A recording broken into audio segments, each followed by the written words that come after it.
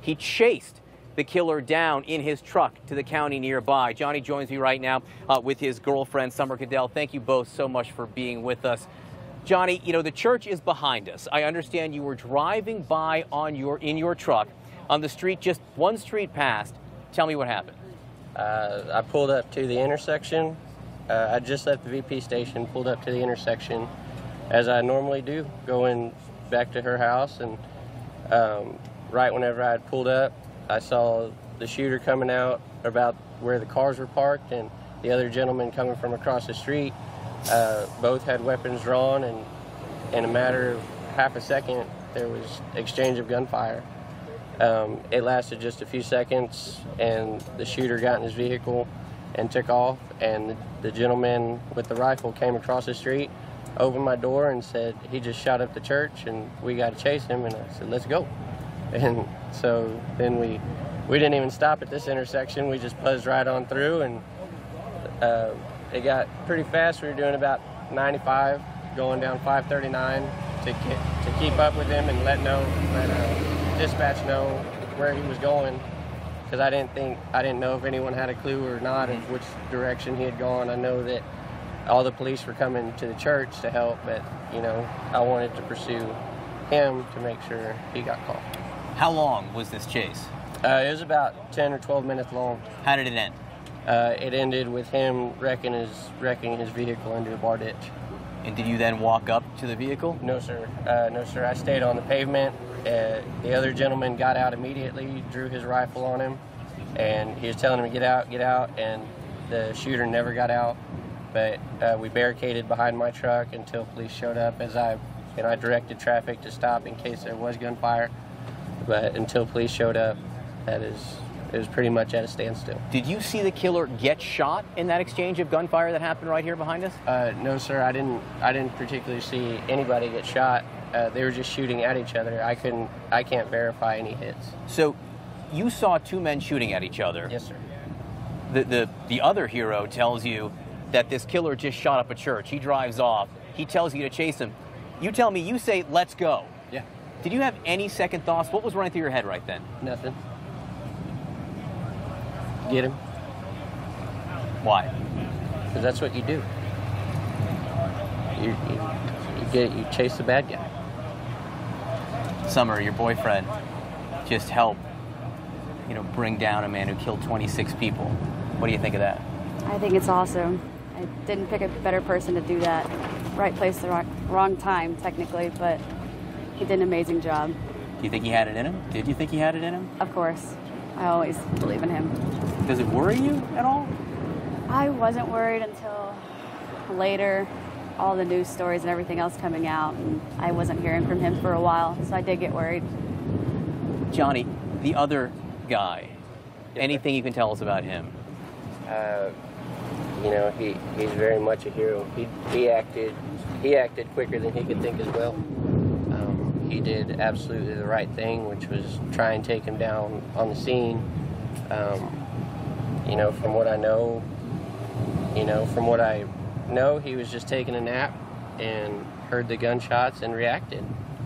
What kind of gun did he have? He had an AR-15. So they both the killer and the individual you drove had AR-15s. The killer, from what I heard, had a pistol during the firefight. Right. Which is the main part that I saw. And then the guy with you, the other hero, had his own. Yes, he had his own AR-15. Yes, sir. And he came out. He was barefooted. He was barefoot. Yes. Yeah. He had no shoes on or nothing, but he was ready to act. And the moment police got there and everything, he did all the right things. Grabbed his gun before he grabbed his shoes. Yes. Which tells you something about the mindset of the other hero involved in this. You said the chase was 12 to 15 minutes long, going 95 down these country roads. What was going through your head as this was going on? Not a lot. I like to drive, and so if I can get away with driving fast, well, I had to catch the guy. I had to make sure he was caught. And at one point, the gentleman riding with me said, "You may have to use your truck to get him off the road," and there was no hesitation. It was do everything necessary to make sure that this guy stopped. Did you have a chance to have a conversation with the other hero in the car? Not much, no sir. Police showed up, and after everything was taken care of, after the man was confirmed dead, they pretty much separated us. Everybody had questions and so much going on that, no sir, we didn't really get to talk. Did you know? He said he shot up the church. Did you know there were 26 people, including a dozen children killed? No sir. Summer, you live here. You know, you live nearby. Do you know people who were inside that church? Family of friends. And, you know, it's a small town. Everybody knows each other for the most part. So there's ties everywhere. Yes sir. How are you doing? I mean, how is the town doing this morning? They really come together, and that's awesome. There's a lot of love around here. They're going to need Yes. the love. And how are you doing? Look, you know, I know that you were driven by the desire to do good. I know you reacted on instincts, and man, you've got some good instincts right now. But it's got to be a shock after something like that's over to know the risk you were in. So how do you feel this morning? I'm thankful. I'm very grateful. I hope that everyone affected is able to rest a little better, knowing that this guy, he'll never breathe again.